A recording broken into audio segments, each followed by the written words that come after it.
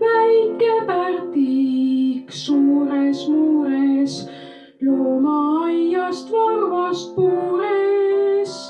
Ta nobedasti ringi vahtis ja emalt lõpuks teada tahtis.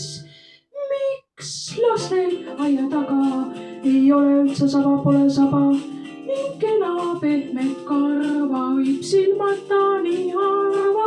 Miks mängima neid puuri iialgi ei lasta, koos oleks tore hullata ja kuker, kuker, kuker palli lasta.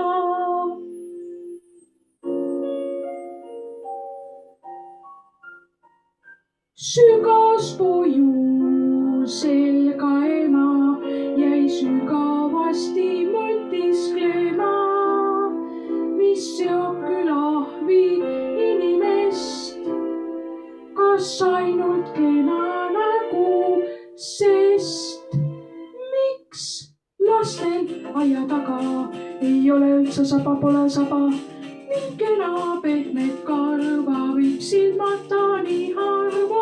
Miks mängima neid puuri iialgi ei lasta, koos oleks tore hullata ja kuker, kuker, kuker palli lasta.